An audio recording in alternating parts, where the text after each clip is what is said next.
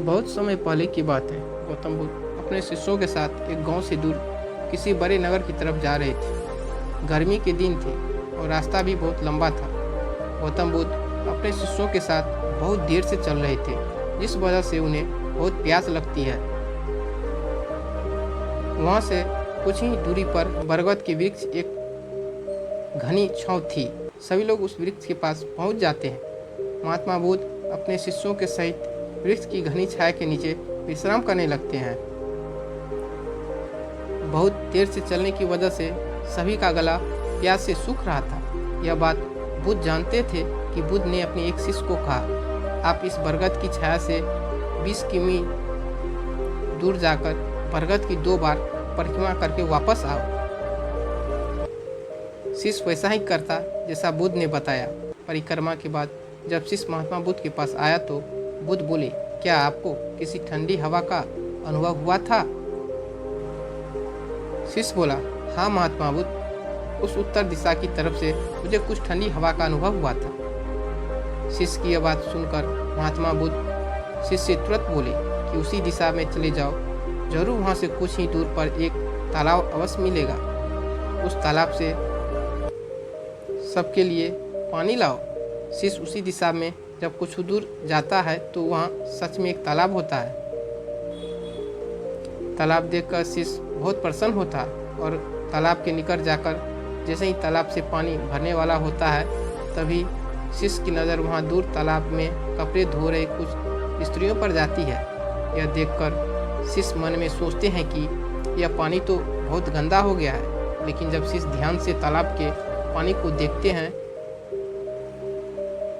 कि अभी भी तालाब का कुछ पानी साफ है, इतने में 2 बैलगाड़ी जोर से तालाब के किनारे से होती हुई निकल जाती है। बैलगाड़ी के पहिए तालाब की मिट्टी के ऊपर इतनी जोर से निकलते हैं कि तालाब के नीचे बैठी बहुत सारी मिट्टी तालाब के ऊपर आ जाती है, जिस वजह से तालाब का बचा हुआ पानी भी गंदा हो जाता है। यह देखकर शिष्य बिना पानी के लिए क्रोध में महात्मा बुद्ध के पास वापस चला जाता है। शिष्य बड़े ही निराश भाव से महात्मा बुद्ध को सब बात बताता है। शिष्य की बातें सभी शिष्य बोलते हैं कि हमें तुरंत यहाँ से निकलना चाहिए, किसी दूसरी जगह पानी की खोज करनी चाहिए, वरना प्यास के मारे जान निकल जाएगी। इधर महात्मा बुद्ध सभी को शांत होने के लिए कहते हैं और बोलते हैं कि धीरज रखो, कुछ देर यहीं बैठो, उचित समय आने तक संयम बनाकर रखो। सभी महात्मा बुद्ध की बात सुनकर शांत हो जाते हैं और वहीं बैठ जाते हैं। कुछ समय बीत जाने के बाद महात्मा बुद्ध फिर से अपने शिष्यों को उसी तालाब से पानी लाने के लिए कहते हैं। शिष्य बिना कोई सवाल किए उसे तालाब से पानी लेने के लिए फिर से चला जाता है। तालाब की हालत देख शिष्य को यकीन नहीं होता है, तालाब का पानी पूरी तरह से साफ होता है। यह देख शिष्य बहुत खुश होता है और पानी भरकर महात्मा बुद्ध के पास जाता है। सभी पानी पीकर अपनी प्यास बुझाते हैं, लेकिन अभी भी सबके मन में ये एक सवाल था कि आखिर यह चमत्कार हुआ कैसे? तालाब का सब पानी तो गंदा था। उन्हें लगा कि यह जरूर ये बुद्ध की शक्ति है। इनमें एक शिष्य ने एक सवाल महात्मा बुद्ध से पूछ ही लिया कि चमत्कार आपने कैसे किया? शिष्य को जवाब देते हुए महात्मा बुद्ध बोले, यह कोई चमत्कार नहीं है, यह आपके सब का फल है।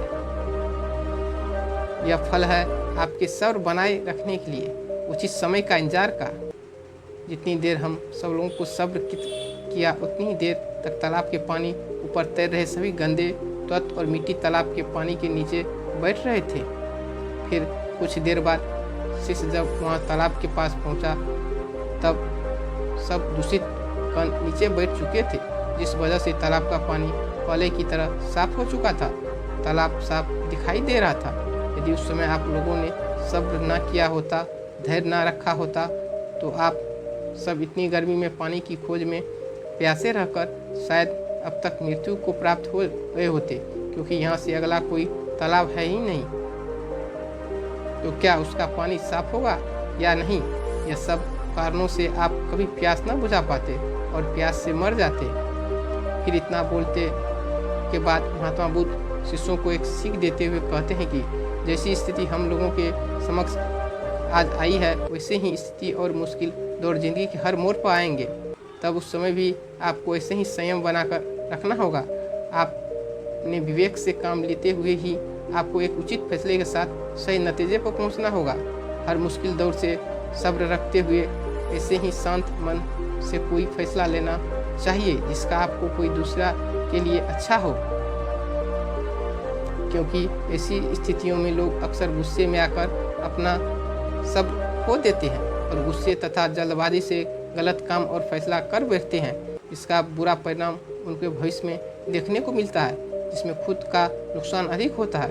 कुछ परिस्थितियां जीवन में ऐसी होती है जहां हमें सब्र बनाए रखते हुए उचित समय का इंतजार करना होता है, लेकिन लोग अक्सर यहीं पर अपना सब्र खो देते हैं और उचित समय आने का इंतजार नहीं करते हैं, जिस वजह से उनको आगे चलकर दुख और मुश्किलों का सामना करना पड़ता है।